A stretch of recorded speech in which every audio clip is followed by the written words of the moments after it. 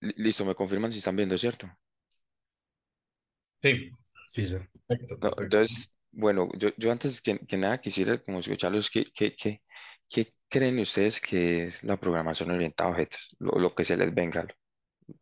Porque, o sea, no me parece que sea yo aquí a hablar todo el rato y cierto, nomás. Y que quiero escucharlos también. Pues, ¿qué significa para ustedes eso?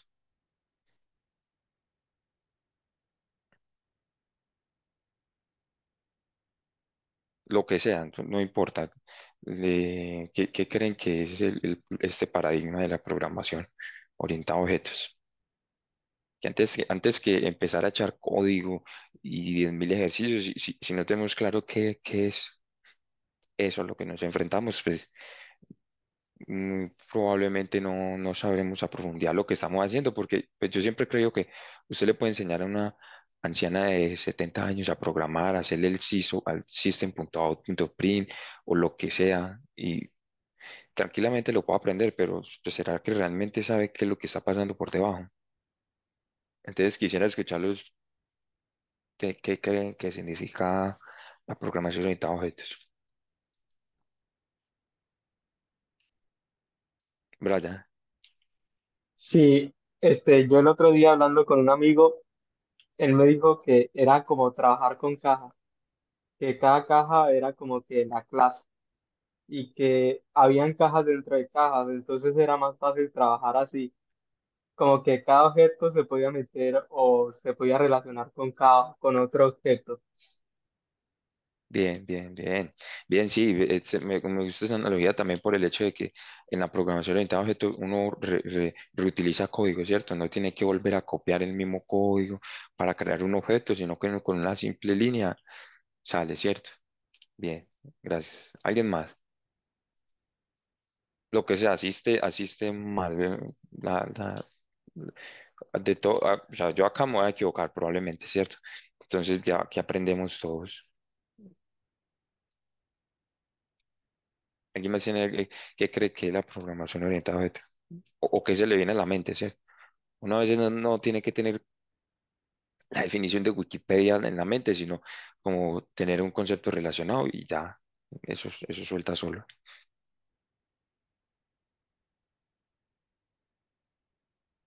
Bueno, entonces, eh, antes de explicar pues lo que yo creo pues que es la programación orientada a objetos, ¿cierto? Eh, quisieras preguntarle a ustedes, bueno, el título de la presentación se llama Pensando en la programación orientada a objetos, y la presentación no es más, es más que todo, y creo yo, en mi arrogancia, que es muy valiosa, no es tanto tirar código. Yo creo que el código es el 10% del tiempo lo que uno hace. Yo creo que lo más importante es, primero, esa capacidad de abstracción, ese pensamiento que uno tiene a la hora de solucionar un problema, ¿cierto? Y lo segundo y último es el código.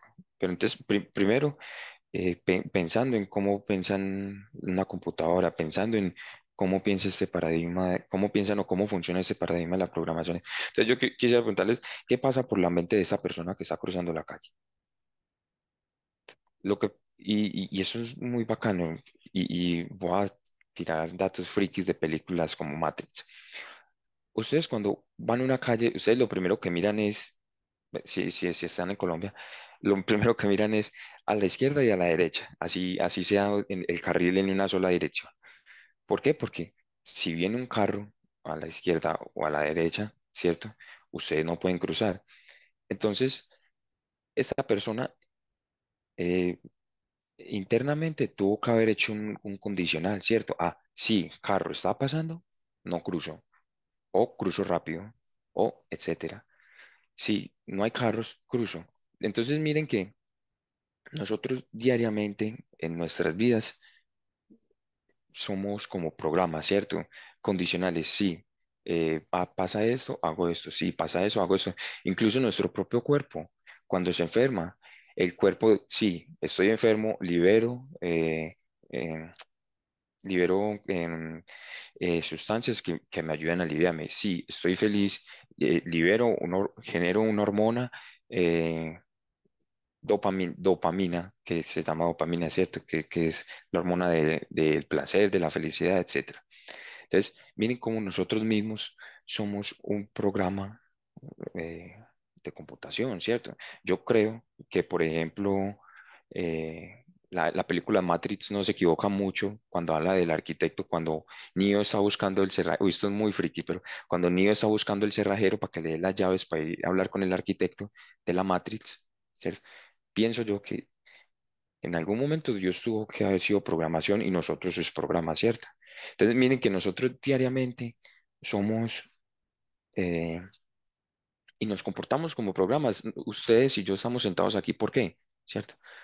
Sí, no voy a clases y aprendo, o sí, no estudio, pasa esto. O también no solo condicionales, también podemos ciclos, ¿cierto? Ir a estudiar todos los días, un ciclo for i igual a cero en un día estudio, en el día 2 estudio, en el día 3 estudio, y dentro de cada día van pasando cosas. Entonces, la idea mía es hacerles ver que tratemos de pensar como piensan o como o nuestras actividades de vida diaria, ¿cierto? Por ejemplo, y es qué pasa por la mente de estas otras personas, ¿cierto? De que están estudiando. Sí, sí, contesto mal todas las materias y pierdo la materia 3 veces, pues paila, ¿cierto? Entonces, lo mismo pasa pensando con la programación orientada a objetos, ¿cierto? Nosotros ten- cuando veamos a algo, a alguien pensar, ve, esto, yo cómo lo representaría en código, ¿cierto? No tanto el private, el int, el integer, no, no, no, eso no, sino, por ejemplo, yo, cuando ustedes se paren de la mesa, de la silla donde están o de donde sea, ustedes ver, por ejemplo, a su madre, a su pareja, etcétera, y decir, yo como modelo, eso va a sonar raro, pero yo como modelo esta persona, esto en programación creo un molde que se llame persona, le agrego esos atributos y voy pensando en los atributos que tiene esa persona mía que está enfrente. O por ejemplo, cuando yo voy caminando, voy identificando cómo puedo modelar este, esta cosa que yo estoy viendo mediante la programación orientada a objetos, ¿cierto? ¿Cómo puedo crear esta clase? Cuando yo voy a una máquina de refrescos e inserto una moneda, yo cómo puedo esa máquina de refrescos, ¿cierto? La modelo como una clase, tiene unos atributos y voy pensando, por ejemplo, en los atributos, perdón, en los atributos que tiene una persona. Por ejemplo, una persona tiene una estatura, tiene un peso, tiene unos ojos, etcétera. Excuse me. Entonces, más que código, más que todo eso, yo creo que lo importante es identificar en nuestras situaciones de la vida diaria qué podemos identificar qué y modelar eso internamente nosotros con la programación orientada a objetos. ¿Cómo podemos modelar esto es una clase? Esto tiene unos métodos, esto tiene unos atributos, esto tiene esto y esto. Eso es para mí fundamental, ¿cierto? Uno aprender a identificar esas situaciones diarias de la vida que yo creo, pues yo quiero que lo más importante cuando termine esta clase o cuando se vea la graduación es que traten de empezar a identificar esos elementos que nosotros vemos en clase y lo que aprendemos, no solamente en clase, en la vida real, ¿cierto? Que, por ejemplo, cuando nosotros veamos, cuando vayamos al trabajo o cuando vayamos a una cosa, cómo yo empiezo a generar esos pensamientos esto podría ser una clase, esto es un atributo, esto es un método, eso podría ser un entero, esto podría ser no, pero acá yo devuelvo un boolean, acá yo puedo, entonces, y eso es un consejo para muchos años que nos quedan programando y es identificar lo que nosotros aprendamos en nuestras situaciones de la vida diaria, que yo quiero que cuando nos paremos de aquí empecemos a identificar esos elementos que vemos diariamente y cómo los relacionamos con la programación, ¿cierto? Entonces, la programación en objetos es para mí una filosofía de programación, ¿cierto? Una filosofía como varias, la filosofía de la programación funcional, la programación imperativa, que es la que nosotros vimos durante los dos primeros parciales, o la programación estructurada, que es línea por línea, ¿cierto? tú ordenándole de manera imperativa al, al programa. En cambio, hay otra filosofía que es la funcional, que son funciones que reciben funciones, que estas funciones son anónimas, que no requieren de una clase en específico. Entonces, y también está la filosofía, que es como, a ver, yo no soy el berraco, pues, como para definir un concepto de filosofía, pero yo creo que todos entendemos bien a qué me refiero con filosofía, conjunto de ideas, pensamientos, etcétera, que tiene cierta característica en común. Entonces, y eso es la programación orientada a objetos. Programar todo lo que nosotros vemos en nuestra vida diaria a objetos, ¿cierto? Objetos. Ve, clase persona, objeto mamá, objeto papá, objeto novia, objeto novio, objeto hermano.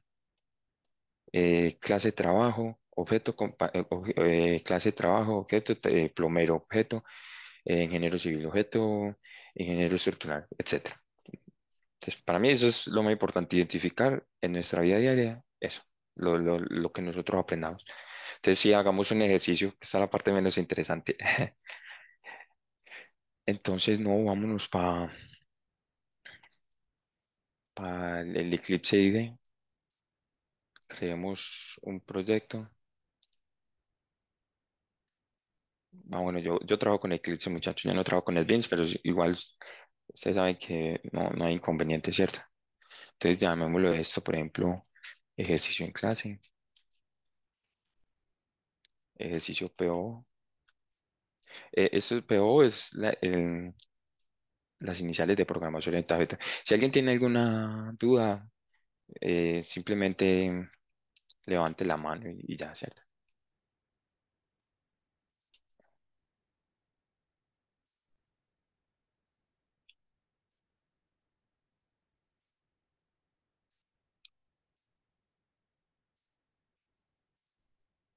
Bueno, entonces, vamos a crear primero un paquete inicial. Ah, bueno, listo. Entonces, qué pena. Qué pena. El ejercicio consiste en diseño un programa para administrar un vecindario de casas. Cada casa tiene varias habitaciones y se pueden realizar diferentes operaciones en ellas. Debes utilizar una programación orientada a objeto para modelar este sistema. Entonces, yo quisiera, y hagámoslo en Paint, yo quisiera saber qué creen ustedes que podría ser una clase aquí, en este ejercicio. ¿Qué creen ustedes que podrían ser una clase en este ejercicio de aquí? La casa. Eso, bien, la casa. Excelente. ¿Qué más? Podría ser una clase. Habitaciones. Vecindario. Eso, Vecindario, ¿no? también, vecindario, bien. ¿Y qué podría ser un atributo de una casa? La, Color. la El, col- puerta. el color, sí, la puerta, ¿cierto? Entonces, bien, y un método, método es una función, pero simplemente se le llama método porque es una función de una clase. Eso es lo mismo. Pero entonces, ¿qué sería el método de una casa, por ejemplo?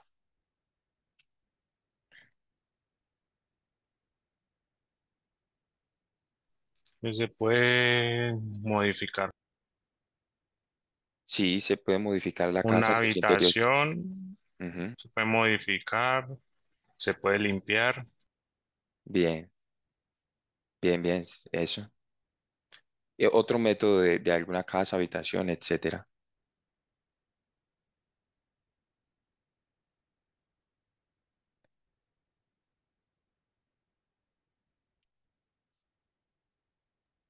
Yo creo que se pueden abrir la puerta, las ventanas o Bien, cerrarlas. O sea, bien. cualquier característica que se le pueda hacer a una casa. Eso, un atributo es eso, como con su palabra lo define en español, es como, como una característica intrínseca eh, de la clase o molde que queremos nosotros hacer esto. A mí cuando yo empecé a aprender la programación orientada a objetos, a mí me gustaba ver las clases como moldes y los objetos como panes, ¿cierto? Siempre pensando en panes, ¿ah? Y la clase molde, ¿cierto? Tiene unos atributos, ¿cierto? Que es, por ejemplo, que el molde sea grande, alto, que el molde sea metálico, de cobre, obviamente cobre no va a ser, ¿cierto? Que el molde sea de esto, etcétera. Entonces, a mí me gustaba pensarlo así. Y métodos, ¿qué puedo yo hacer eso? Pues yo puedo cocinar, pues cocer, o sea, pues meter en el horno, pues, y que pan se cosa ahí, método como contenedor, etcétera. Entonces sí es eso, va. Vea que aquí, por ejemplo, nosotros, y sin tirar una línea de código, ya, bueno, allá hay una clase que es casa, hay una clase que es habitación, hay, hay una clase que es vecindario, ¿cierto? Ahí tiene cada uno, tiene unos atributos, color, etcétera. Eso es para mí lo más importante y lo que se tiene que aprender a identificar de primero, ¿cierto? Identificar lo que yo veo con mis ojos, qué atributos tiene, qué características tiene, qué restricciones puede tener. Es decir, que una casa que sea para máximo 10 habitaciones no le vaya a agregar 11, etcétera. Entonces, eso ya hace parte de la lógica, ¿cierto? Pero inicialmente eso, identificar qué son clases y qué son atributos. Por ejemplo, en el parcial, ¿qué hubiera sido fácilmente una clase? Un producto que está en el stock, ¿cierto? En el inventario. Eso posiblemente puede haber sido una clase, ¿cierto?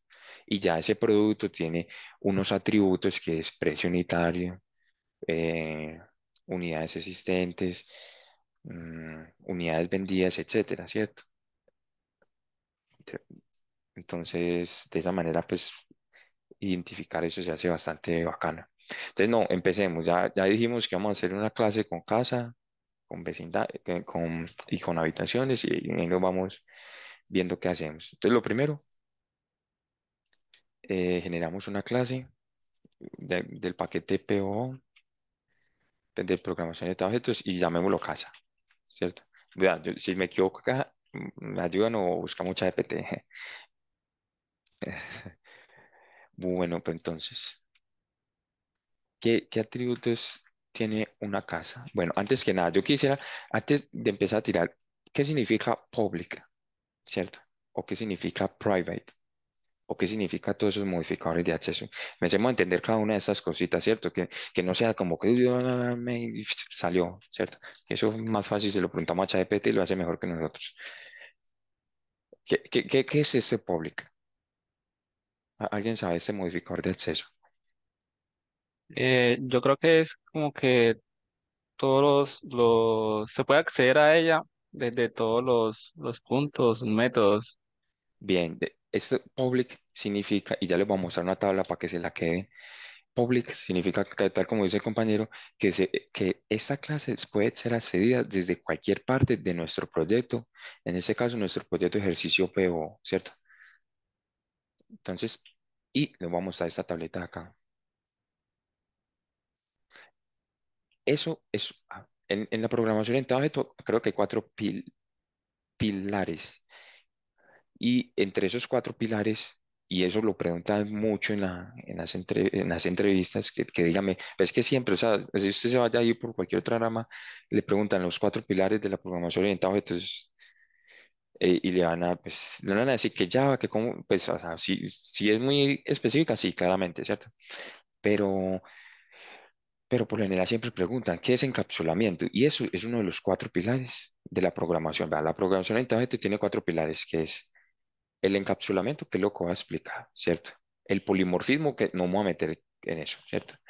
Lo que es la abstracción, que es toda la cháchara que expliqué al principio, que es esa capacidad de nosotros transformar, ¿cierto? De obtener la información esencial de entidades como casa, persona, etcétera, y representar eso mediante código. Eso es la abstracción. Y cuarto, no sé si dije herencia, ¿cierto? No recuerdo. Pero entonces, bueno, esos son los cuatro. Y uno de los cuatro pilares es el encapsulamiento. Mire que acá tenemos un modificador de acceso public y dice, se puede hacer desde la misma clase o una clase anidada, sí.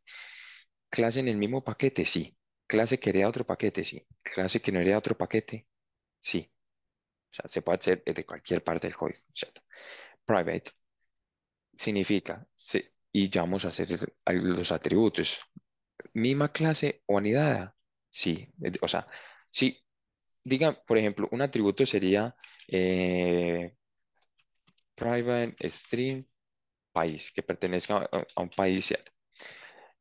ese es un atributo. Entonces, private s- significa que puede acceder desde la misma clase, o sea, puede ser accedido desde la misma clase, sí, pero mire que ya no puede volver a ser accedida desde ninguna parte del código. Es decir, que si yo vengo y creo una clase acá, voy a ponerle el vendedor o el administrador de las viviendas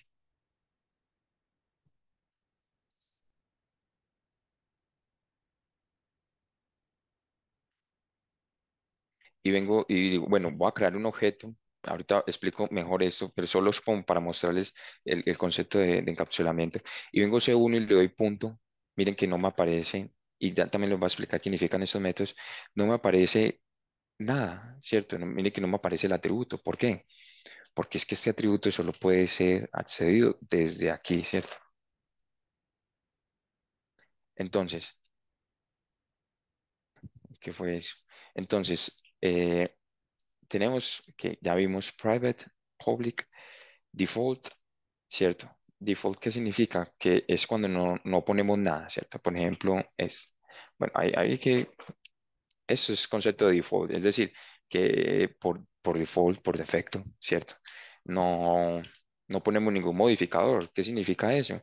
Que puede acceder desde la misma, se puede acceder a esa clase o a lo que definamos como default desde aquí mismo. Sí, sí se puede. Se puede acceder desde una clase, desde otro paquete, sí, pero no se puede acceder de otro paquete que hereda con no hereda.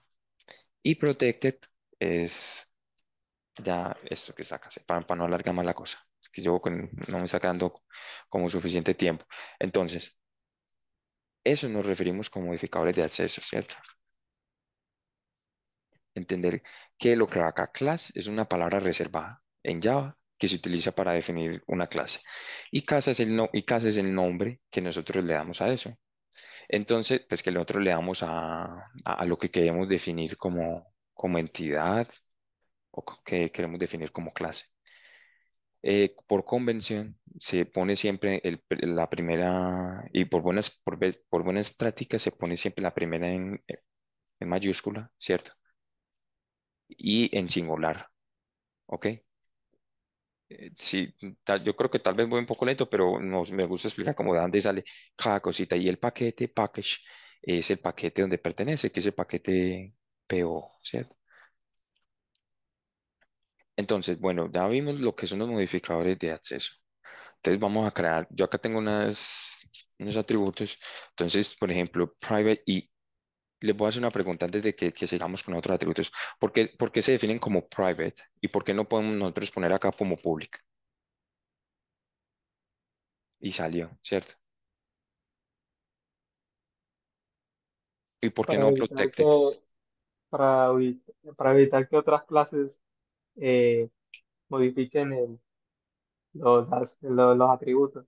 Bien, bien, eso es para que no se pueda.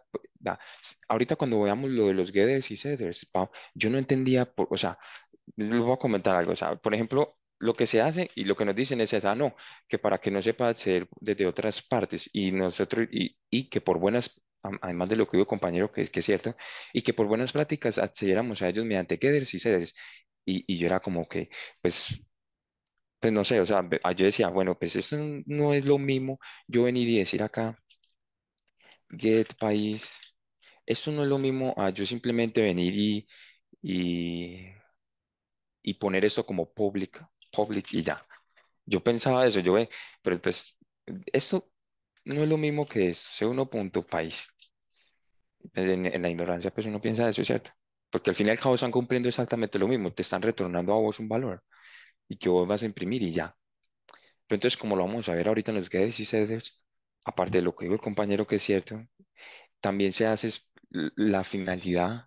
Primero es una buena práctica, y no solo porque sea buena práctica, sino también porque nosotros, al declarar los atributos privados y que se accedan mediante métodos, aquí un abrebocas, podemos asegurar que solo esos atributos de esa clase, si se acceden mediante los que llamamos guedes y setters, cumplan con lo que nosotros queremos que cumplan, que haya una integridad en los datos, que haya una concordancia en los datos, es decir, que yo aquí tranquilamente puedo poner una expresión regular, que ahorita lo vamos a ver qué es, o yo aquí en país puedo definir un array de países, voy a hacer algo así bien cutre, y países válidos,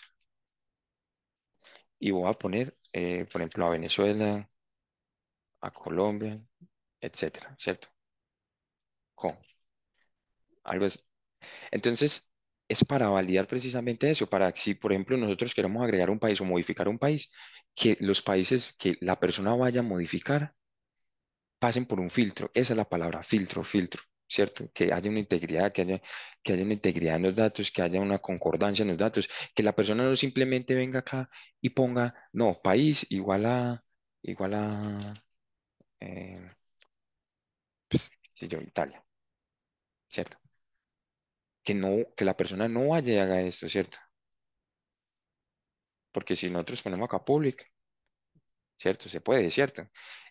¿Y aquí qué filtro le estamos pasando a la persona? No, pues la persona simplemente pone Italia y ya se fue. En cambio, al utilizar los getters y setters, podemos nosotros asegurar esa eh, integridad en los datos, ¿cierto? Que, es decir, que lo que nosotros o el usuario vaya a poner de verdad sea algo lógico, algo concordante, no que simplemente venga acá y ponga, no, país igual a Italia, país igual a Holanda, etcétera. Entonces, para eso son los guedes y ceder, ¿cierto? No es porque por allá unos huevones dijeron, no, pongámosle a esos maricas a que pongan private siempre, sino que los atributos de una clase sean accedidos mediante métodos y esos métodos sirvan, por así decirlo, como un filtro a lo que nosotros queremos. Entonces, por eso lo ponemos private. Entonces, digamos, ahorita vemos más a profundidad eso, pero eso es como la razón de por qué se pone private. ¿Entendieron? ¿O hay alguna duda? Oye, Todo claro, Pedro. Entonces, bueno, aquí vemos algo bastante curioso. Bueno, sigamos haciendo los, los atributos. ¿Cierto? Pri- Private, string, ciudad, private, string, nomenclatura. Miren que los atributos también se ponen, es una buena práctica que poner siempre los atributos en minúscula. Y si hay que aumentar, se utiliza algo que llama el camel case. ¿Cierto? Entonces, por ejemplo, país. Si, por ejemplo, yo no quisiera poner no, país, sino nombre país. Entonces, miren que el primero en minúscula y el segundo en mayúscula. Entonces, listo. Bueno, país, ¿qué más tenemos? Y vamos a crear, como ustedes dieron, las habitaciones. Entonces, creemos acá un array de habitaciones. Sí, es mejor hacerlo para mí con una release o otra estructura de datos, pero me voy a basar solo en lo que hemos visto en clase, ¿cierto? Entonces, voy a poner acá habitaciones. Hay que crear esta clase, pues simplemente acá que nos ayude esto a crearla. ¿Y qué atributos podría tener la habitación, cierto? Entonces, ya que tengo uno que, para no demorarnos mucho, que ya, ok, es, string nombre que tengan, por ejemplo, living, uy, sala, cocina y demás, ¿cierto? Entonces, bueno, ya creamos eso, creamos una habitación. Entonces, acá ya no nos debería aparecer error. Pongamos esto para Carman, quitemos esto. Ok, listo. Entonces, nosotros tenemos, hay que crear un constructor. Un constructor, va, imaginen constructor, literal, lo que es un constructor, ¿cierto? O sea, una persona que, venga, yo miro esta cámara, está, una persona que construye, ¿cierto? Imagínense cualquier pelagato con casco blanco, pues por ahí. Entonces, vamos a crear un método. Un constructor. El constructor siempre no, bueno. Lo declaramos de tipo public. Ustedes saben que es un constructor cuando no retorna nada primero y lo segundo es que tiene el mismo nombre de la clase. Es por public casa. Pero para mayor facilidad, basémonos en los generadores de código acá. Ya les voy a explicar esto. Entonces, acá tenemos el constructor de una casa en el que el constructor va a recibir país, va a recibir ciudad, nomenclatura y va a recibir un conjunto de habitaciones, ¿cierto? Antes que nada, en Java, y esto es de entrevista, lo voy a explicar, esto es, o sea, lo que puse acá, hasta puse Garbage Collect, como para que también vayamos viendo cosas avanzadas, diría yo, de Java, ¿cierto? En Java existen tres tipos de constructores. Los que son por default, los que no tienen argumento y los que tienen parámetros. En Java, y eso, por ejemplo, a mí me la hicieron, ¿cierto? ¿Cuál es la diferencia entre overloading y overriding, ¿cierto? El overloading o sobrecarga es un concepto en Java que es el sobrecarga de función, la sobrecarga de funciones, y es que vos puedes tener cuantos constructores como querrás, siempre y cuando esos constructores tengan distintos parámetros, por así decirlo. Es decir, miremos el primer constructor, default, ¿cierto? O sea, sobrecargas, hay varios métodos o hay varios métodos o hay varios constructores que, pues, que son el mismo, pero que hacen diferentes cosas. Entonces, por ejemplo, ustedes no vieron que yo no había creado acá un constructor. Miremos el default. Mire, voy a borrar este. Bueno, lo voy a comentar mejor.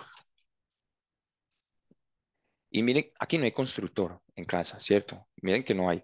Pero si yo vengo acá en la clase main y me deja crear un objeto, ¿cierto? ¿Cierto? O sea, es como si hubiera un constructor por defecto, porque eso lo último es la creación de un objeto, no, es la referencia en espacio y memoria para ya empezar a crear el objeto, ¿cierto? Entonces, miren que eso es lo que se refiere con el constructor por default, es decir, que la Java Virtual Machine, que el JVM, lo que hace es generar ese constructor por defecto sin ningún tipo de parámetros. Entonces, es por eso es que nosotros podemos acá poner en administrador esto. El otro tipo de constructor es el que no tiene argumentos, es decir, el que nosotros venimos aquí y literal ponemos esto. Public, casa, no tiene nada. Ese es el constructor sin argumentos. Y el parametrizado es este que vemos aquí. Entonces, mire que ya hay tres tipos de constructores. Se pueden tener varios constructores y por el concepto de sobrecarga de funciones. Entonces, descomentemos esto. Entonces, ya vemos lo que es el overloading. Entonces, sigamos. Y vemos acá algo muy interesante. A ver, en administrador, si nosotros, por ejemplo, le ponemos C1 punto, y ustedes me dirán, pero tan raro, ahí aparece que fueran como unos métodos, ¿cierto? Porque son métodos, no porque están verdecitos. Ahí hay unos métodos que devuelven unas cosas, pero muy raro, porque hay unos métodos, si yo no he creado ningún método, yo tengo solo son atributos, ¿cierto? Lo que pasa es que en Java, todo, pues, bueno, que yo sepa, todo no es un objeto, pero lo que son las clases provienen de la clase padre, que es la clase object, ¿cierto? Esa es la clase padre en Java. Es decir, que cuando nosotros creamos una clase o la clase que creamos, del modificador que creamos, ella por debajo, aunque no lo veamos, está heredando de la clase object, que es la clase padre. Y esa clase object tiene unos métodos por default, ¿cierto? Unos métodos por, por defecto, ¿cierto? Por eso es que nosotros, cuando nosotros damos clic aquí, vemos esto. Mire que pertenecen a la clase object, ¿cierto? Devuelven uno, que devuelven vacío, que etcétera. Por ejemplo, ese notify, eso es del garbage collector, que uno le da la oportunidad al objeto de eliminarse antes de que venga y lo eliminen. Es para el multiple threading, bueno, eso ya es de paralelismo, convertir, este string ya lo vamos a ver, que espere un hilo. Bueno, ya eso es de concurrencia. Pero entonces, por eso es que aparecen estos métodos. Porque ustedes dirán, si yo no tengo nada, ¿por qué me aparece? Bueno, vamos un poquito más rápido porque me mordió el marrano. Entonces, tengo este constructor, ¿cierto? Voy a crear unos métodos, voy a crear lo que son los getters y setters, ¿cierto? A ver, rápidamente por aquí. ¿Qué decís?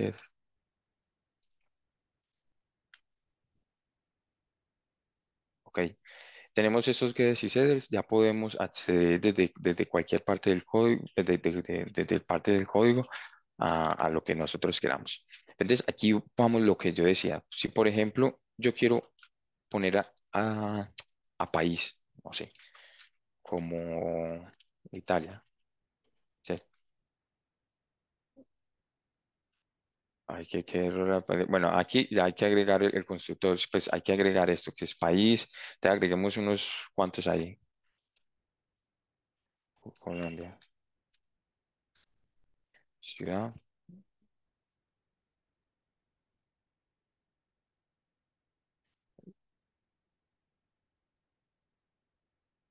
y las habitaciones, pues pongamos de 10 habitaciones, inicialicémoslo en 10 habitaciones.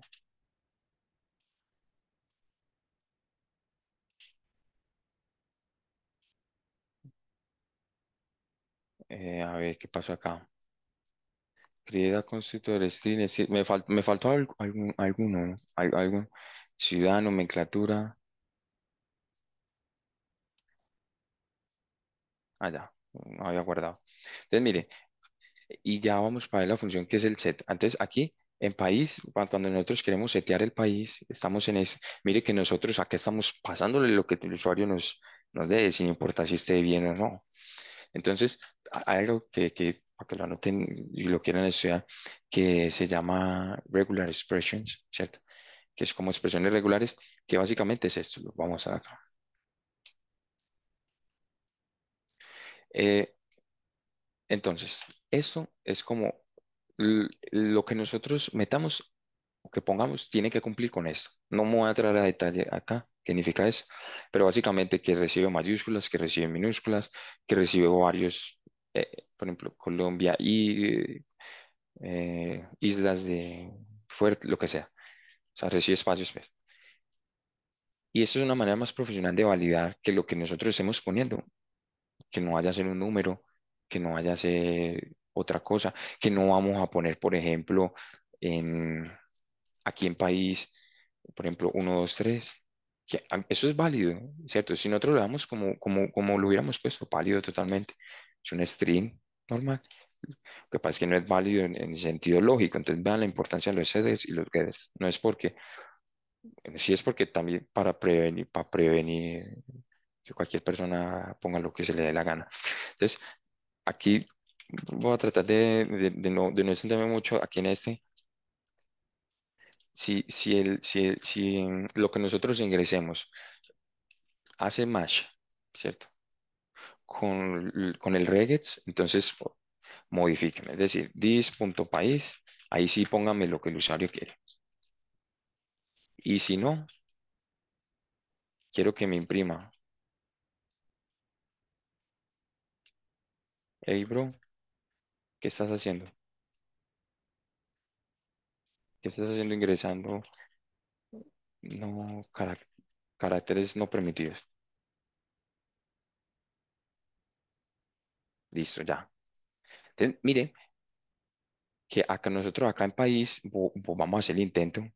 Vamos a poner en país, ¿listo? Porque no me guarda. Vamos a poner en país 231 y vamos a correrlo. Hey, bro, ¿qué estás haciendo? No, cierto. Miren que esto era válido. Eso es un string y le estamos pasando un string. Entonces, pero de esta manera nosotros estamos validando de una manera más profesional que el usuario solo ponga A, Z, D, que no se le vaya, que no vaya ya a poner un asterisco o lo que sea. Aprendimos hoy esto, ¿cierto? Los regex. Y esa es la importancia de los VS y CDs, ¿cierto? Para mantener un control. Bueno, entonces, bueno, ya estamos hablando acá mucha caca. Bueno, antes que nada, sigamos con la presentación, que acá les tengo otras cosas. Ustedes han visto aquí, por ejemplo, en administrador, esta palabrita static, ¿cierto? Y la han visto tal vez muchos static. Por ejemplo, nosotros al crear acá un método public static que retorne un double zoom int a,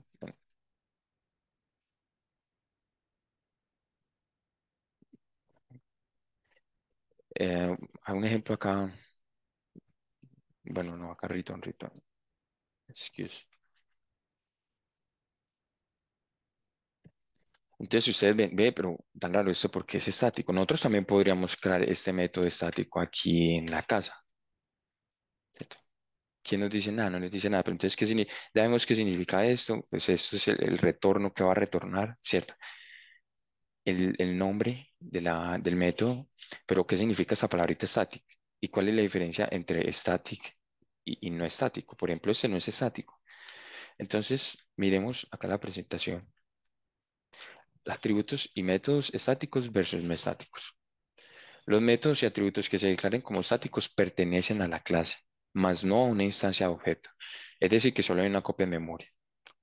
Es decir, nosotros vamos a utilizar métodos o atributos estáticos cuando nosotros digamos, ok, este atributo o este método no depende de un objeto, no depende de los datos que reciba el objeto, nada. Simplemente de la casa. Hagamos un ejemplo acá muy sencillo. Por ejemplo, acá, mm,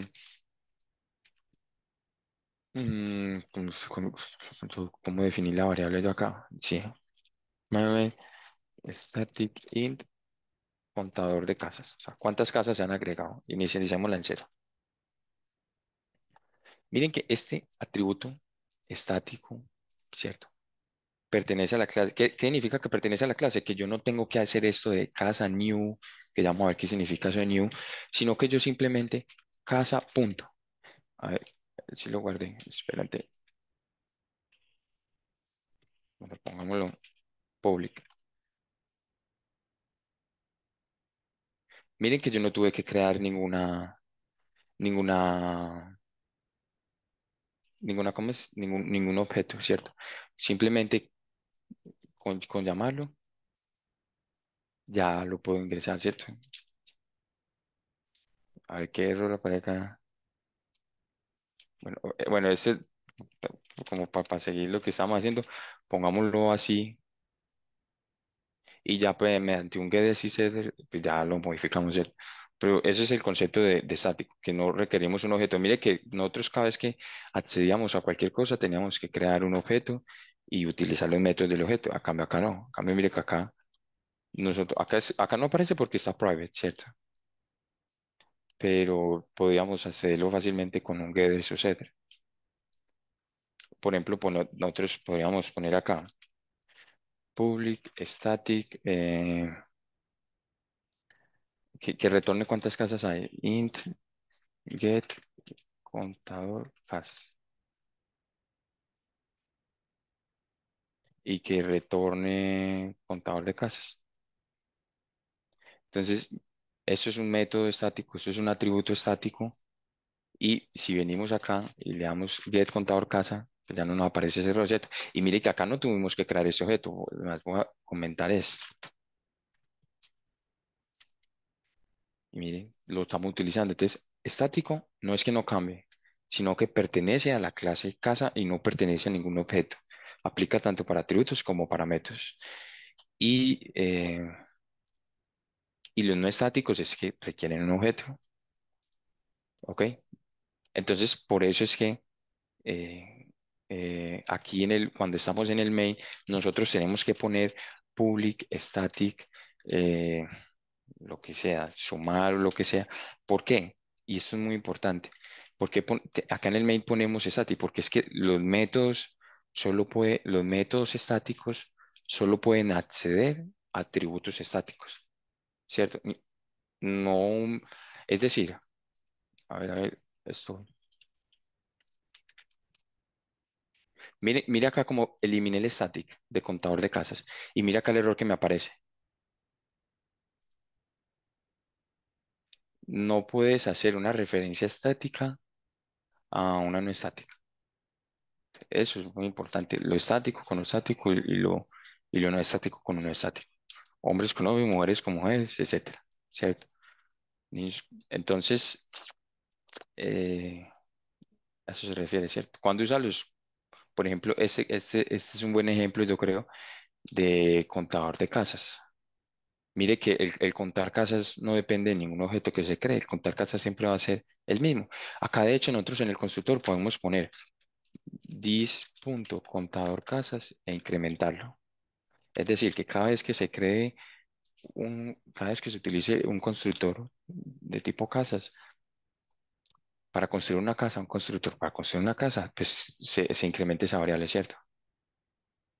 Eso se refiere a estático y no estático. Y aunque yo sé que no lo pues no recuerdo que no lo hemos visto, pero son los atributos y métodos de tipo final, que es como se definen constantes en Java, ¿cierto? Están los atributos final, que no pueden ser modificados, los métodos final, que no pueden ser sobrescritos, y las clases final, que no permiten herencia. Por ejemplo, acá está claro el ejemplo, eh, fa- f- eh, un, un atributo tipo final o constante sería el número pi. Por ejemplo, private final pi igual a 3. Bueno, acá falta doble, 3.14, ¿cierto? Eso sería, es decir, que eso no se puede modificar. Bueno, otra best practice aquí es que eh, las constantes las ponemos en mayúsculas, ¿cierto? Por ejemplo, acá en casas se me ocurre uno que sería private final. Podríamos poner habitaciones máximas, máxima habitaciones, máxima cantidad habitaciones. Y pongamos lo que sea igual a 10, ¿cierto? Eso podría ser algo que no cambian en ninguna casa. O se les puede ocurrir otro ejemplo de tipo final. Eso lo pregunta también a entrevistas de tipo, por ejemplo, los métodos final que no pueden ser sobrescritos. Bueno, vamos a esto de sobrescritura. Ustedes ven aquí que, por ejemplo, nosotros al darle source, podemos acá generar un toString, ¿cierto? Con estos campos, es decir, que podemos generar información del objeto que estemos creando, ¿cierto? Con este método. ¿Y este método de dónde viene? Viene de la clase objeto, ¿cierto? Y está sobreescribiendo ese método de la clase objeto, lo está sobreescribiendo en la clase clase, que es la clase que estamos creando, ¿cierto? Eso significa esa notación override, sobreescribir el método que pertenece de una clase a otra. Es decir, que un tipo final no lo podríamos sobreescribir, es decir, un tipo final no podríamos hacer eso. Si yo creo acá un método de tipo final, voy a crearlo por aquí, public final, push, que yo miraba de tipo final que podríamos crear en man. Mm,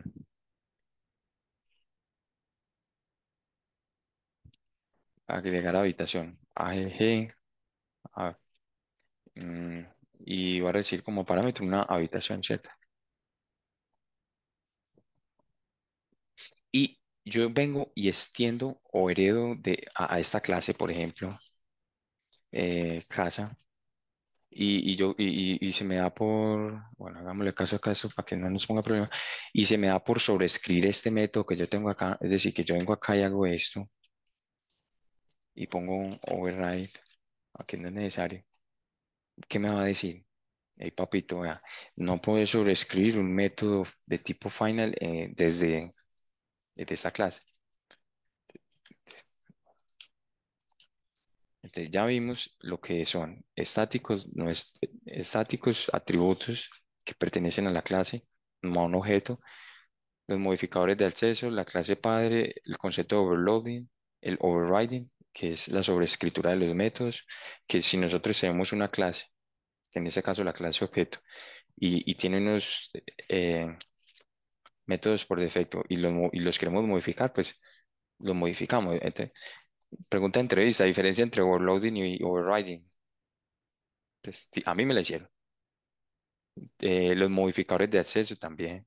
Entonces, acá nos estamos preparando para eso, muchachos. Hay que pensar en grande, hay que empezar a buscar, no, hombre, yo recuerdo que el primer trabajo que tuve, que fue en Sophos, yo recuerdo que había que hacer un filtro bastante duro y yo recuerdo que en ese filtro habían gente muy tesa, profesores y todo, y una compañera me decía que, que no vamos a pasar, que yo no sé qué, y no, muchachos, mentalidad de ese resetting, o sea, que ustedes están viendo lo de cada uno, que estamos viendo lo de cada uno, no importa, eso no nos impide a nosotros empezar a buscar más allá y tal vez, ¿por qué no encontrar algo, cierto? Y pasé, pues pasé raspado, pues me contrataron de último, pero pasé. Entonces, la invitación es esa, que no importa quién esté o no importa en qué condición estemos, mentalidad positiva. No, que apenas estamos viendo lo de cada uno, que no, que hijo de putas, apliquemos, miremos ahí el computador que sale y de pronto sí, de pronto no. Bueno, ya después de esa charla motivacional, vamos a ver esto que es muy importante. ¿Qué pasa cuando nosotros decimos new? ¿Cierto? Entonces, ustedes ven acá que aquí en administrador nosotros siempre ponemos la palabrita new, ¿cierto? Que new yo no sé qué. ¿Qué significa esto? Esto de new.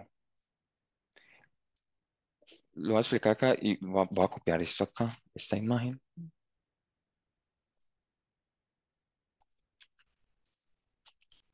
Cuando nosotros estamos haciendo, y voy a copiar varias, de pronto las necesito.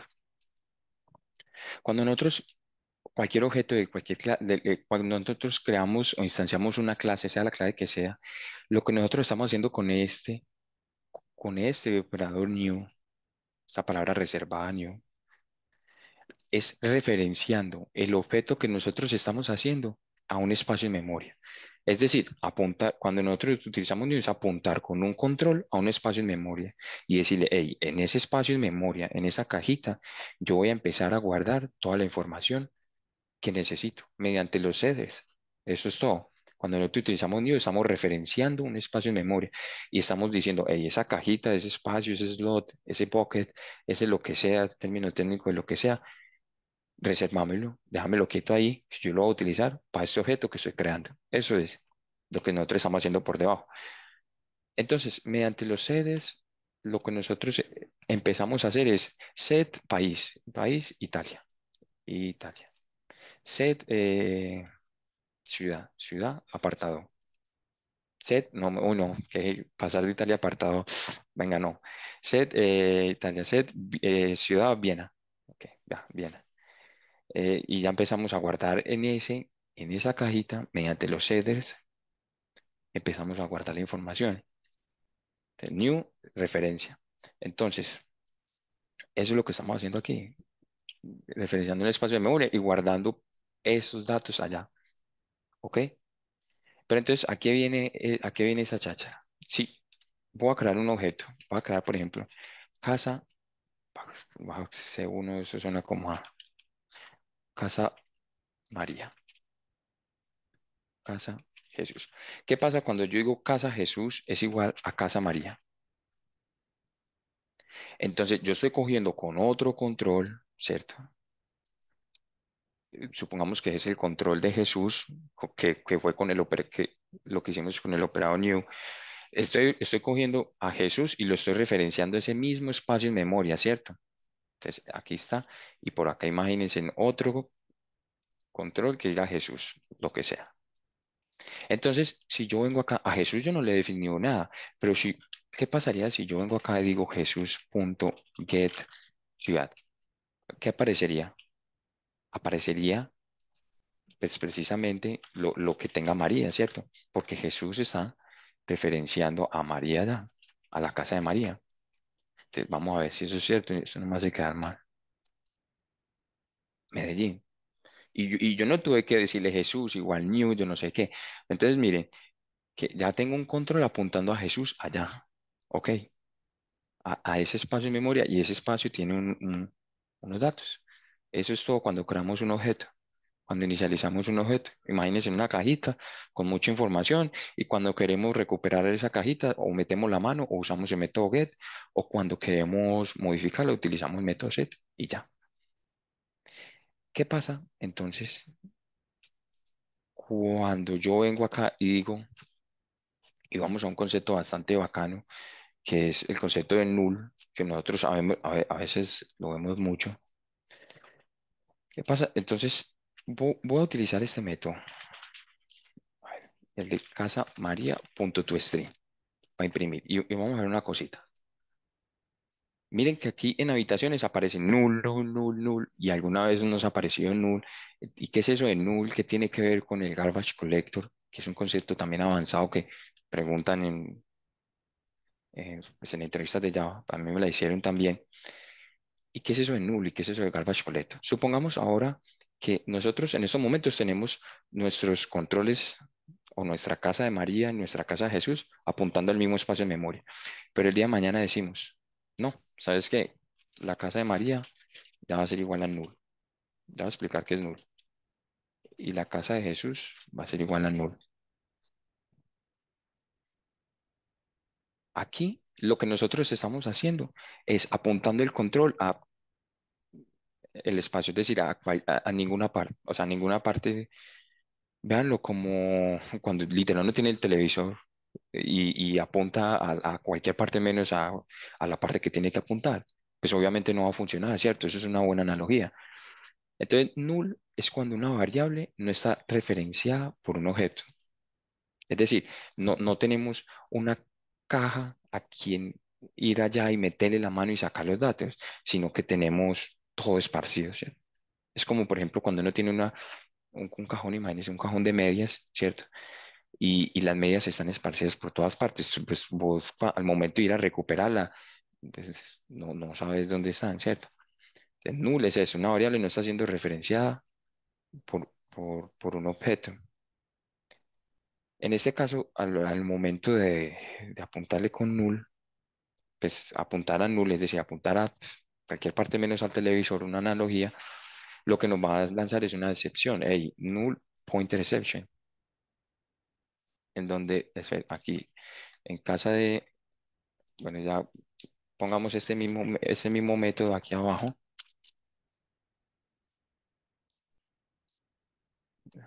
null pointer exception.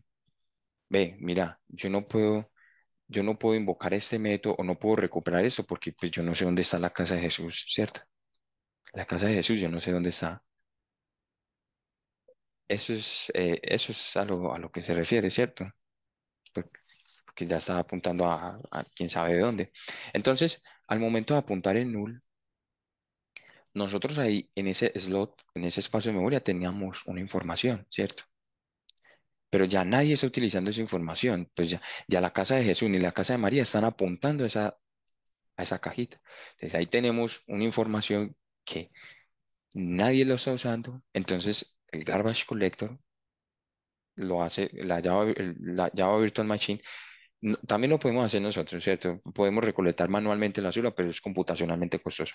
Pero por lo general, lo que hace es el garbage collector, dice, ve, acá hay una información, nadie la está usando, nadie la está referenciando, venga para acá, se la lleva.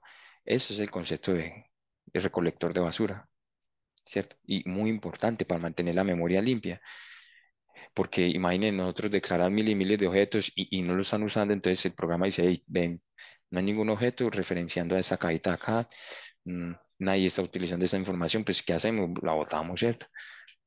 Ese es el concepto de garbage collector, del operador new. Recuerden, new, referenciar, apuntar con un control, ¿cierto? Y ya empezar a ir a poner información allá. ¿Alguna duda hasta el momento?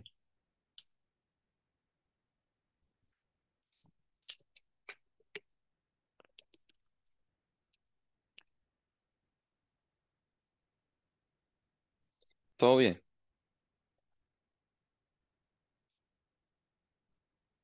Sí, Eh, Pedro, yo tengo una pregunta. Sí, sí, contame que no me Eh, corche. entonces, ese garbage collection, como tú dices, es como un recolector de basura, ¿cierto? Sí, Entonces, si él se lleva como esos datos que nos están utilizando, eh, ¿es O no entendí muy bien esa parte, si lo puedes volver a recuperar. No, no, no, ya no. Es que miren que cuando nosotros referenciamos a un espacio de memoria y empezamos a meter información allá, ya esa información se queda en ese slot, ¿cierto? Se queda, no, pues está en una memoria RAM, que es una memoria volátil. Mm. Y esa información, cuando nosotros ya al momento de que ya no estamos referenciando a esa información, referenciando a esa información, pues esa información se queda allá. Se queda, mira, nadie la está referenciando, nadie la está usando. Es como si apuntáramos nuestro control a cualquier parte menos al televisor. Eso es lo que estamos haciendo con Casa de María igual a New Casa. Estamos apuntando nuestro control al televisor y nuestro televisor va a responder. Pero en el momento de Casa María igual a null, estamos apuntando nuestro control de televisor a cualquier parte menos a esa cajita donde yo tengo la información o donde yo quiero obtener provecho, ¿cierto? Es decir, como si nosotros tuviéramos nuestro control y estuviéramos apuntando a la China o a yo no sé dónde parte, menos a donde tendríamos que apuntar, que es a donde está nuestra información.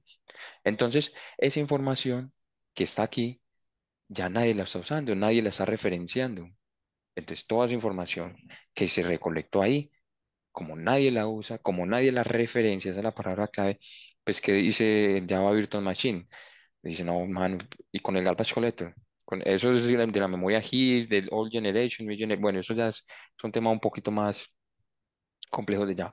Pero lo que está diciendo, hey, viejo, acá hay una información en este espacio de memoria, yo necesito hacer lo más óptimo, entonces, o, o miras a ver qué haces con esa información, o la eliminas, o la elimino yo, ¿cierto? Y eso es lo que hace el garbage Ah, collector. muchas gracias. Recuérdense siempre la analogía del televisor ¿No? y el Sí, operador new. Es, así me la aprendí yo. Eh, vale, eso es lo que significa null. Null es, entonces, ¿por qué acá nos aparece habitaciones igual nu? Porque en habitaciones hay objetos, ¿cierto? De tipo habitación y esos objetos no han sido referenciados. Es decir, acá en qué momento nosotros hemos hecho esto. Habitación, eh, habitación de Kate es igual a new habitación. No, nosotros en ningún momento hemos dicho esto, ¿cierto? Nosotros simplemente declaramos el array y ya. Entonces, por eso es que nos aparece null, porque no estamos referenciando nada. No estamos referenciando esos objetos que están allí a un espacio en memoria. Y mire qué interesante. ¿Ustedes por qué creen que me apareció acá cuando por defecto null? Mire, en string null, en ciudad null, nomenclatura null, null. ¿Por qué me apareció null? Porque string es un objeto, ¿cierto? String es una clase, perdón. String es una clase que, y como clase, ¿cierto? Si yo creo un string, instancio de la clase string, estoy creando un objeto, ¿cierto? Pero mire que yo en ningún momento estoy haciendo eso. String, país, igual a, ¿cierto? Yo en ningún momento he hecho esto. Por eso es que aparece string null, porque no hemos referenciado el objeto string que voy a poner aquí a un espacio en memoria. Por ejemplo, y eso es lo único que pueden ser null son los objetos, los datos primitivos, es decir, yo no puedo poner esto, goles igual a null. Miren, ¿por qué? Porque los datos primitivos no pueden ser eh, null, ¿cierto? Solo los de tipo objeto. Em, no, eso es básicamente lo que se refieren con null, cuando nosotros creamos new. Estas son las bases que uno debe entender, porque uno a veces hace new y de la carrera sí, pero no sabe qué está haciendo, ¿cierto? Entonces, acuérdense, igual yo les voy a pasar estas diapositivas. Y como para ir finalizando, no creo, pero bueno, ustedes han visto que nosotros utilizamos mucho el punto dis, ¿cierto? Y ya voy a explicar qué es el punto, el super también. Por ejemplo, acá, en dis punto país, dis punto yo no sé qué, dis punto yo no sé. Lo que se hace referencia a dis es a la misma clase, es decir, a casa, a casa. Es decir,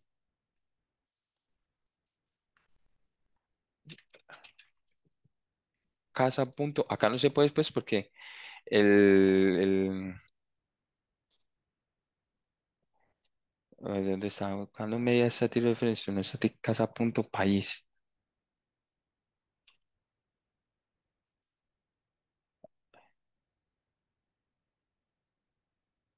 Mm,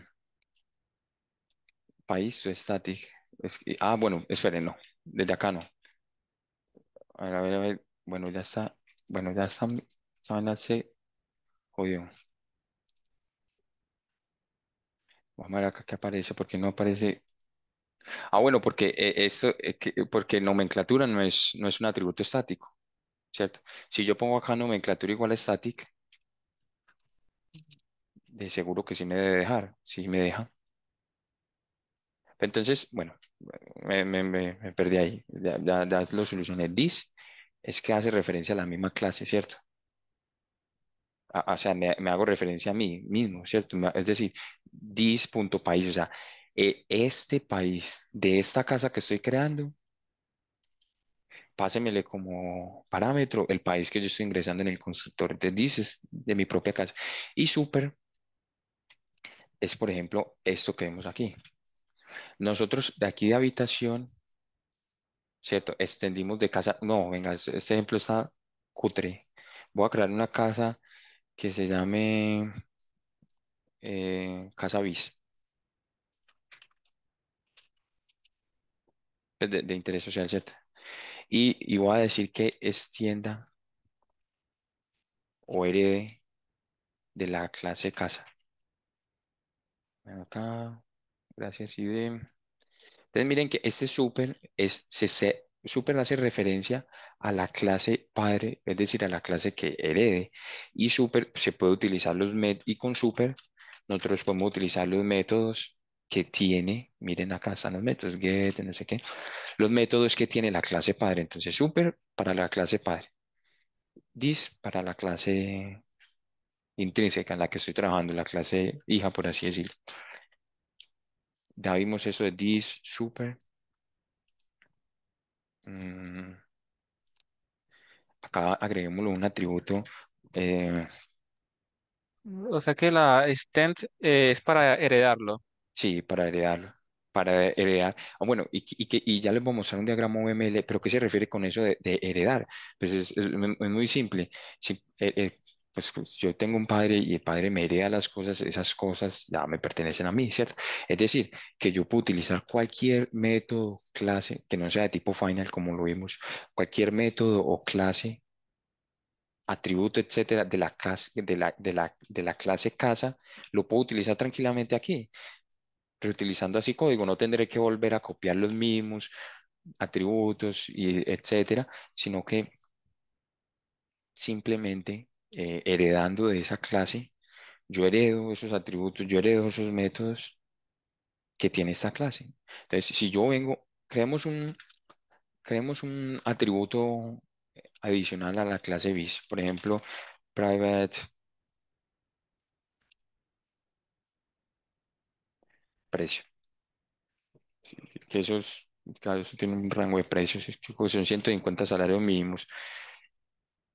Y, y le voy a agregar este atributo de más y aquí this, o sea, de mi clase, punto precio, o sea, el atributo precio, quiero que quiero que a esa variable, quiero que me le asigne la que yo le estoy pasando aquí, vea. Mire que acá está, el IDE nos colabora con el color. Mire que ese está en como un color, como, uy, no sé, rojo claro, marrón. Entonces, mire que así, si nosotros venimos y creamos una casa bis,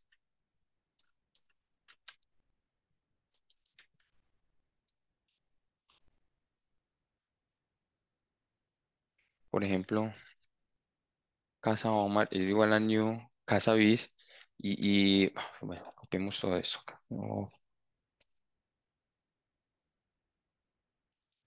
y aquí pongámosle que son 135. Eh, miren que mire que nosotros aquí creamos una casa bis, ¿cierto? Y le agregamos un atributo de más, que es el precio. Y si yo vengo acá y digo casa Omar punto, mire que tiene exactamente los mismos métodos que tiene la clase casa, ¿cierto? Los mismos métodos que tiene la clase casa y no tuve que definirlos nuevamente aquí. Ven que aquí simplemente tengo un constructor y un atributo y ya, no tengo más nada, ¿cierto? Eso es lo que se refiere con herencia, ¿cierto? Veámoslo mejor así. Ah, bueno, eso hace parte ya de las herramientas que les voy a mostrar. Eh, Bueno, pasemos al apartado de herramientas. Hay una extensión muy bacana, pero para Eclipse, no sé, para NetBeans, que es Amateras UML, y creo que eso también hace parte del trabajo final, y es crear el diagrama UML. Entonces, búsquense en ustedes esos, esos plugins para generar esos diagramas de manera rápida, diría yo, no sé. Miren que acá, si yo vengo acá y, y creo todo. Acá ya me crea esto que tengo que entregar, ¿cierto? Pongamos esto, administrador, borrémoslo por acá. Entonces miren aquí cómo es de bacano esto. Vea, la clase casa, ¿cierto? Depende de la clase habitación, ¿cierto? Y la clase bis hereda, pongámoslo aquí más bonito, hereda de la clase casa. Ese sería como el diagrama ML. Y la clase casa que, que pertenece al paquete PO tiene unos atributos privados que están como en color diferente, unos métodos. Aquí la clase habitación tiene unos atributos privados, no le he generado los GUIDs y cedres. Y la clase bis que hereda de la clase casa Z. Entonces, así, búsquense en PanetBeans. Yo no uso NetBeans, pero búsquense PanetBeans, plugins, ¿cierto?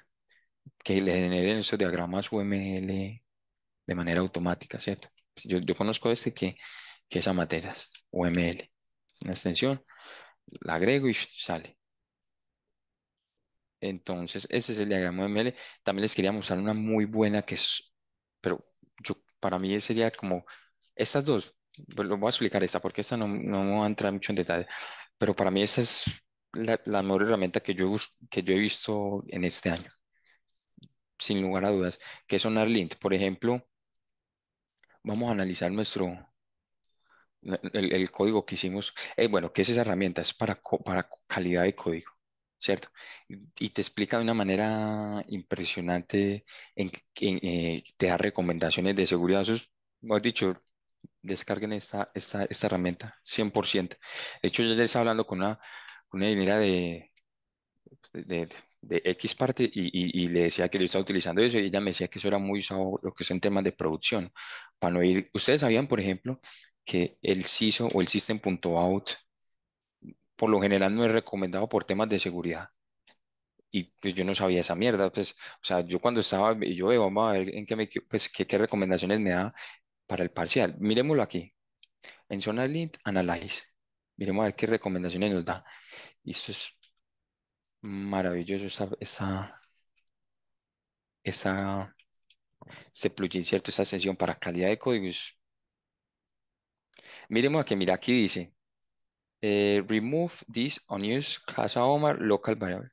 Remueve esta. Entonces, si nosotros le damos clic aquí y le damos en ver descripción, code smell es código que huele mal, es decir, que pues, como que está mal.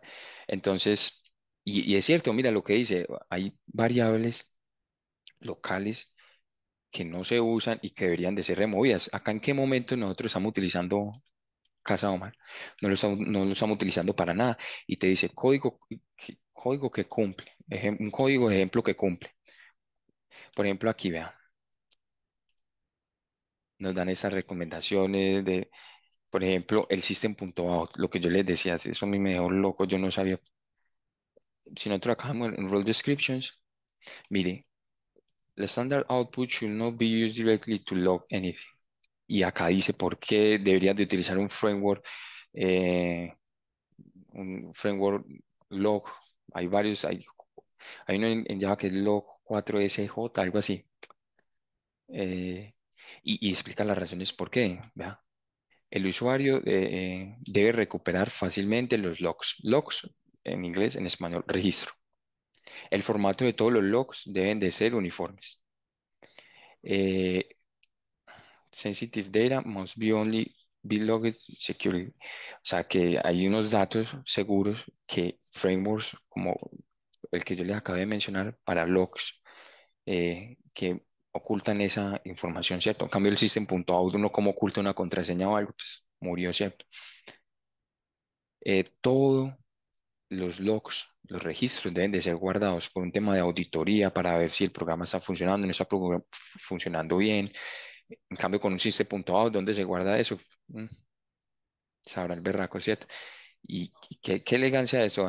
Y si uno va acá y mira estos estándares de seguridad, de por qué recomiendan utilizar un framework log y no un system.out, .println, les dejo de tarea, ¿cierto? Aunque el system.out yo lo veo más que todo es como para desarrollar código rápido, pero ya cuando son temas de producción ya hay que empezar a ver estas cositas, ¿cierto? Por ejemplo, a ver, yo no sé dónde yo tengo el parcial, es este. Y yo lo analicé con esa herramienta y pues no prácticamente a qué cero.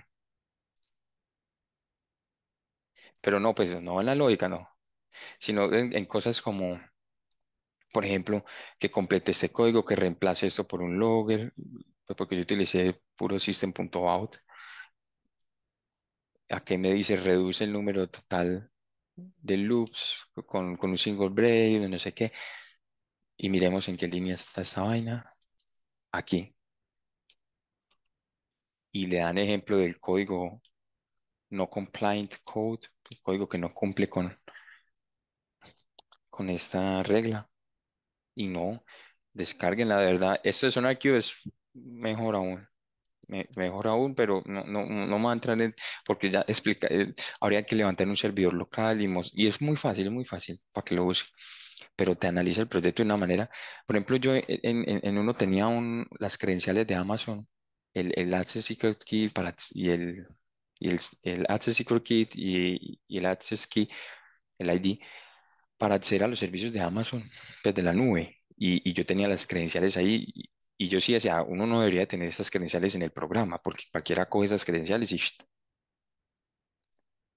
¿cierto? Pues imagínate, le hacen un recargo de, no sé, $5.000 en Amazon y ya uno queda empeñado. Y le daba recomendaciones de por qué no debería de tener eso. Entonces, descarguen esta herramienta muy bacana. ¿Qué más sigue en esa presentación? No, ya. ¿Alguna duda o algo? Queremos que discutamos lo que sea.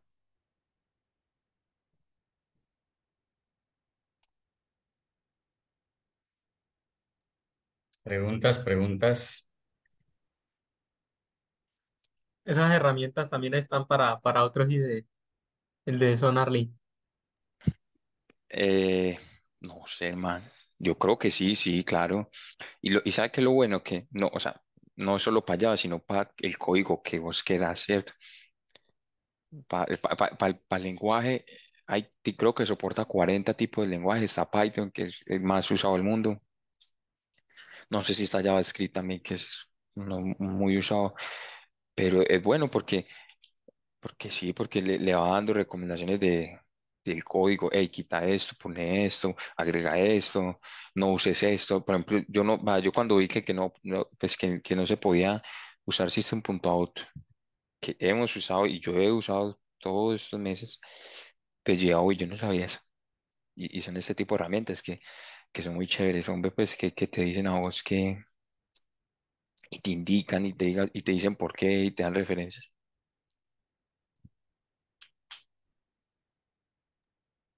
Es cierto, pero igual va a consumir recursos, ¿cierto? Porque va a estar grabando todo lo que usted... En producción es bueno, y como dice, para auditoría y todo, ¿cierto? Pero el logger va a estar copiando, grabando todo lo que aparece en pantalla, ¿cierto?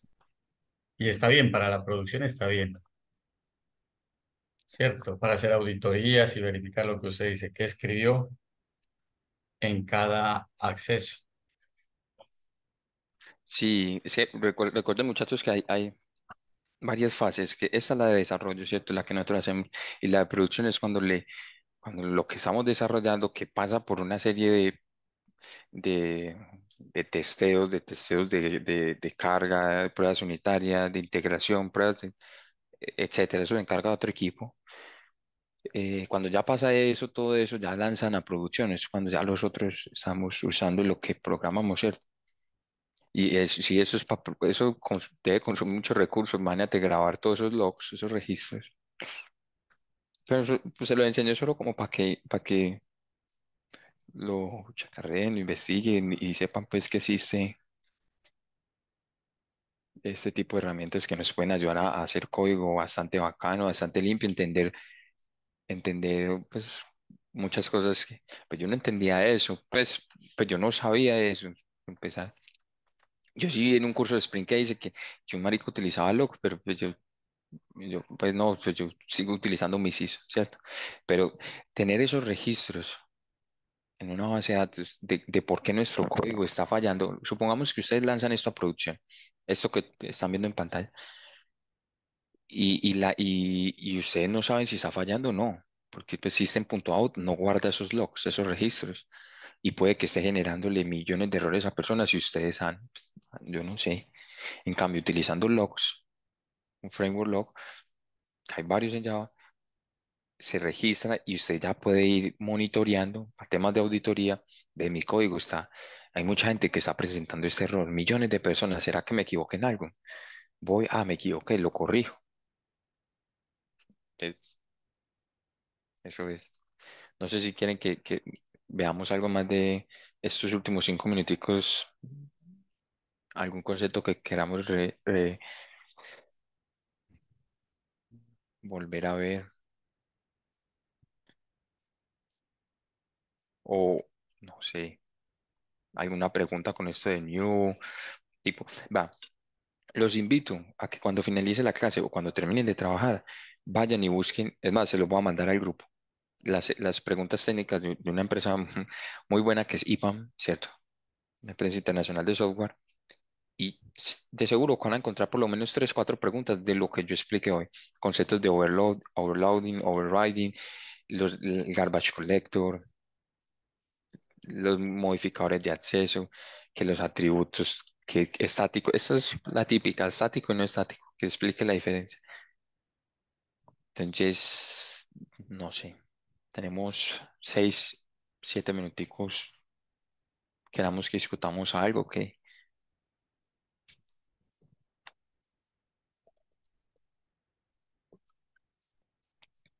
Preguntas, preguntas, muchachos.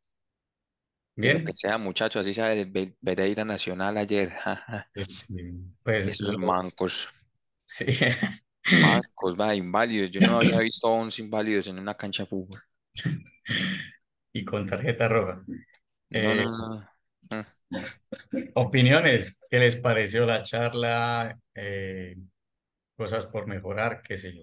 Cualquier cosa, está bien, es recibida. Ahí viene un aplauso, aplaudir, creo que alguien aplaudió.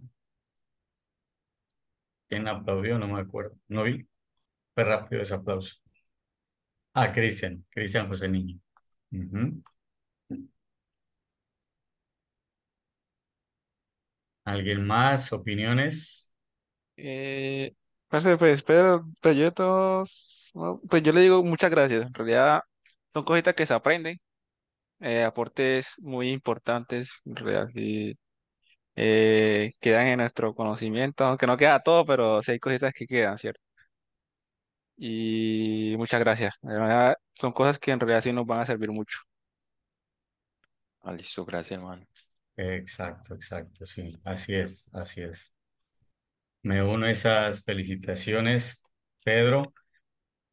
Yo sé que los demás también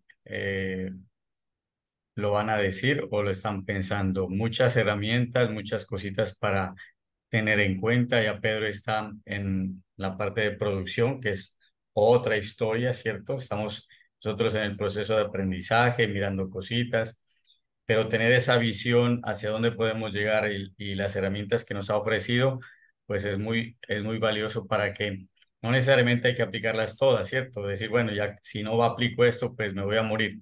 No, pero sí es bueno, como que decía Pedro, tener esa visión a, a qué es lo que puedo encontrarme, ¿cierto? Y cómo y cómo puedo con ese camino empezar a dar esos pasos, ¿cierto? Entonces, muy bien, Pedro, gracias por compartirnos su conocimiento, que es muy valioso, muy valioso. Yo digo que aporta. Y no todo va a servir, claro, todo no todo nos va, digamos, a cogerlo de primerazo, pero la idea es eso, dejar esos broches ahí para Claro, que más adelante se pueda. Y como decíamos, creo que ayer decíamos, o hoy creo que con Brian hablábamos y con Christian creo, que lo que vemos en lógica uno de Java es del 100% será, voy a exagerar, un 1%, porque lo demás ya lo dará ya el que usted se motive y se enfoque en este lenguaje de programación y empiece a hacer productos, ¿no? A hacer proyectos, porque ahí es cuando uno más aprende en el error y en la práctica, ¿no? En el desarrollo de una aplicación ya más robusta. Entonces, es continuar, avanzar. Aquí vienen mis aplausos. Gracias, Pedro, por compartirnos su información, que es no, muy valiosa. no, con gusto muchachos, cualquier cosa y estaré compartiendo por el grupo. No, la verdad es que eso es, pues no sé, vuelvan a ver la grabación si quieren. Ujú. Eh, y no, es que no se preocupen porque si no entendieron, no, hoy, y tal vez no entiendan mañana ni pasado mañana.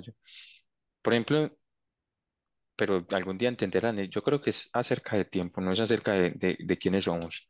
Por ejemplo, yo cuando empecé a aprender Docker, yo no entendía esa mierda y yo me duré como 15 días sin entender eso. Por ejemplo, algo tan simple como recursividad. Es que una Mm. función que se llame a sí misma utilizando una memoria volátil, bla, bla, bla, bla.